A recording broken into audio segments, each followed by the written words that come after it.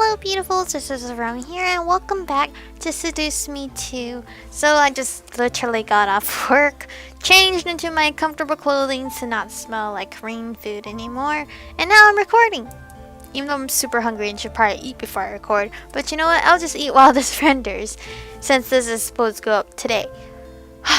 Anyway, as we begin, everyone in the room, myself included, looked to Settle, who had stepped forward by Diana's side. Diana took a moment to watch Settle, measuring his intentions, before nodding and stepping back. With a nod, Settle turned away from her and looked to me. Settle stepped once more in my direction before bringing his spear up and pointing it at me. What? Whoa, what the hell is going on? What are you doing? Without answering, Settle continued to stare at me intensely. The spear in his hand began to glow bright gold and white color, making me that much more concerned. Sanctus et husexiamentes! Is he like taking the orb out of me? Before anyone could jump at Settle, the guard leaned forward merely an inch towards me, pressing the spear closer to my body. However, it was stopped by a bright white magic barrier that suddenly formed around my body, and the sound of a child screaming. The cry rang violently in my head, causing me to grip my head in pain. It sounds like fire. It's Diana's little sister. Princess! Erik reached for me, but found himself pressing against the shield as well, unable to get close to me. The sharp tip of Settle's spear pressed against the barrier, causing white ripples to wave from it. Settle pushed his spear harder, trying to pierce through. The screaming, however, intensified in my head with each push. What in the seven hells? I've never seen magic like that before. I can hear it. The spirit is crying inside her head. It's hurting her. Damn it! Settle finally pulled back and stepped away from me. The glow around his spear vanished and Settle looked to Diana. The screaming in my mind stopped at last and the barrier finally vanished, allowing Erik to wrap his arms around me and pull me close to him. This spirit is extremely powerful, my lady. Powerful enough to block holy magic. That's impossible. It's your sister. I quivered in Erik's embrace, feeling the after effects of the sudden event hit my body like a wave. My nerves were vibrating and every hair on my body was on edge. My eyes, despite this, looked to Diana and Settle. Diana looked at me and suddenly glared. Clever spirit. Clever spirit? What do you mean? Look at who the spirit is haunting. She's practically bleeding endless waves of energy. The spirit must be consuming it to survive and use its abilities. It as in me? The entire room looked to me, and I could see in their eyes that she was right. Was it really that full of energy? What kind of energy? How did the amount of energy I had affect The this? spirit is a demon, then? Only a demon could make a barrier like that. But a barrier against holy magic? It's unheard of.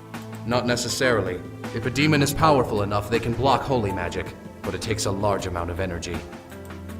We have to find another way to expel it. If holy magic won't work, something else will. Spirits can't bind themselves to living bodies forever. Yeah. We'll get this spirit out one way or another. Would we? The spirit was powerful enough to fight back against holy magic, which apparently was powerful on its own. I became nervous once again. Erik, feeling me tense up in his arms, gave my body a small squeeze and comfort.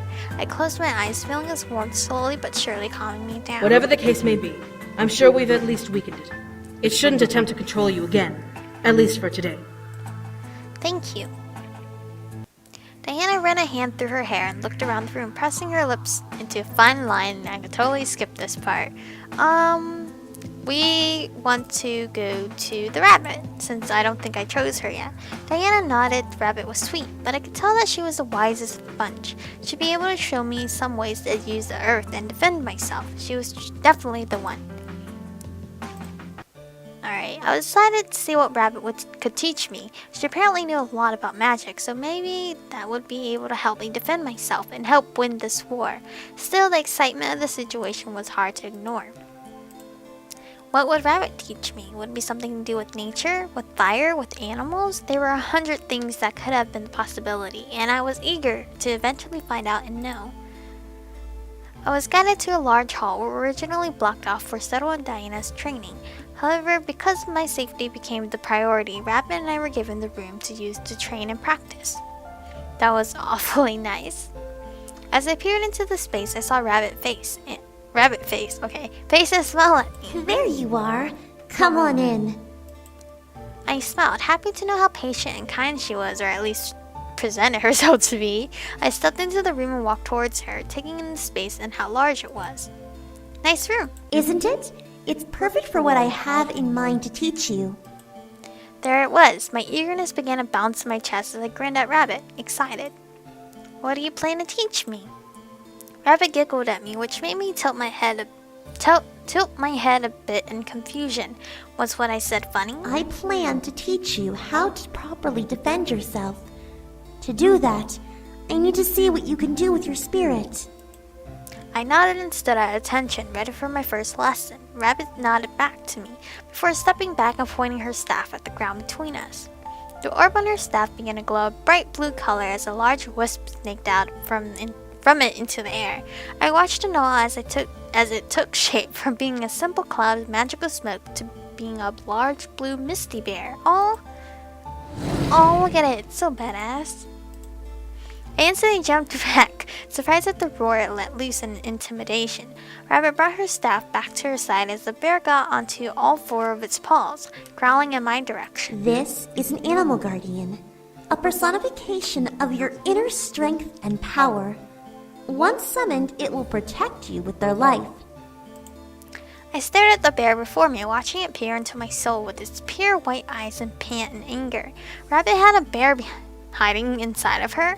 That was shocking to say the least. As terrible as it was, I imagined her to have a rabbit spirit. Rabbit placed her hand on her chest and nodded to me. Focus on your spirit. Feel it try to take shape and release it. I looked down at my chest before closing my eyes and laying a hand over my heart. I had to focus on my spirit. It was strange to imagine doing so, but I attempted anyway. As I stood there, I could feel energy flow within my body, ebbing and weaving through my veins like a bloodstream.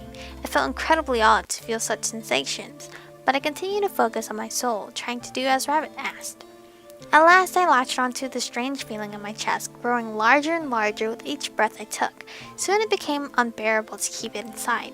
I held my hand out, feeling it want to be released, and watched in shock as a white and lavender mist jutted out from my palm and landed on the floor, revealing a rabbit, a wolf, or a lion. I think rabbits are obviously cute, but I feel like if I had a spirit animal, people would assume it's something cute, because that's the only word people can describe me as is cute. But if I had to pick an animal, I would want to be an elephant, because people misunderstand them. Even though they're super huge animals, that doesn't mean they're super bad. It means they can be nice too. So me being super sweet and nice doesn't mean I can't be super badass. So let's be a wolf, because a lion is showing leadership, and I don't want all that responsibility. Even though I take lead a whole lot, but I don't want all that. I want a wolf. Oh, looks so cool. I stared wide-eyed as the mist formed into a large wolf who seemed to be as big as the bear, if not bigger. How the hell did that happen? Despite its form from gaseous and ethereal, the fur that covered its body was glimmering in lavender, while its claws, bare teeth, and eyes were pure white, compared to the bluish white of the bear. It snarled and let out a threatening howl as it pressed down on its forepaws and prepared to strike at its opponent.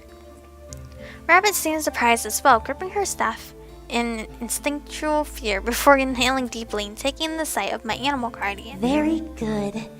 Your spirit is strong. I smiled, happy to know that the size signified my power. I was shocked that I was able to match Rabbit's guardian, but the thought went away as Rabbit pointed her staff at me. Attack! Upon her command, the bear reared back on his hind legs and let out a large roar before charging at my guardian. I quickly followed suit. I guess go! My guardian squatted on his forelimbs before pouncing off the ground and charging forward as well. Both animals rammed their heads together and pressed against each other before the bear took a swipe at my guardian, forcing it to the side. I didn't expect to be affected by it, feeling pain hit my chest hard internally.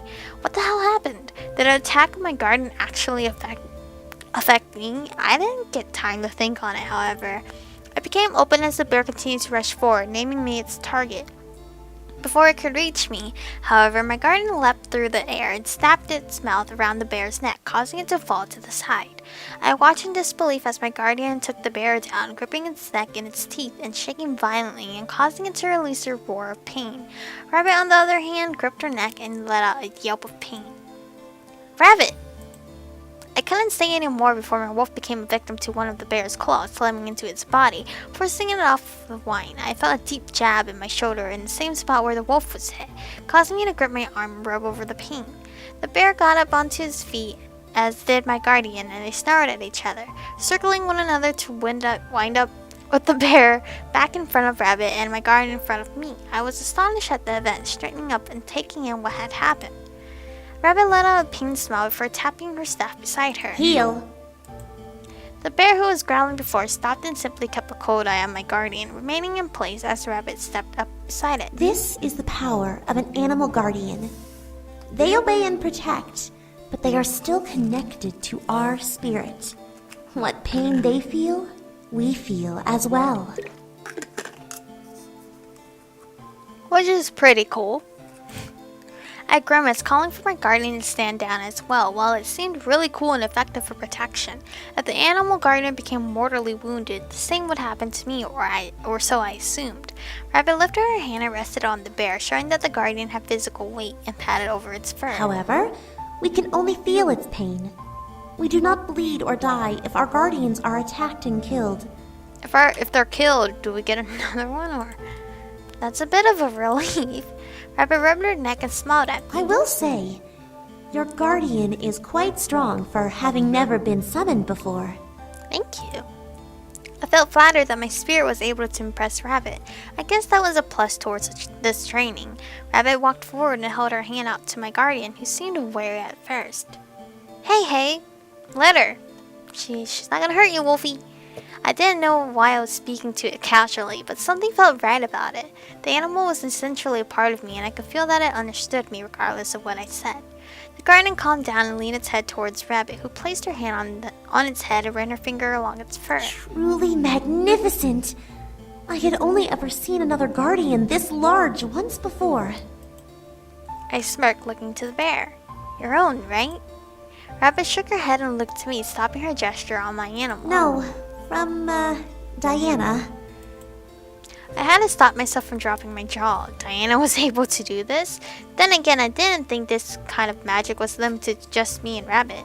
Was any magic truly bound to only one demon type? Rabbit acknowledged my facial expression with a slight smile. She has a very powerful guardian. I'm surprised she doesn't use it. That's because I don't need to. Oh, hey, Diana. Rabbit and I turned our heads to see Diana by the doorway, smiling at both of us. As she walked in, she observed our animals and nodded, visually impressed. I assume everything is going well? Great, actually.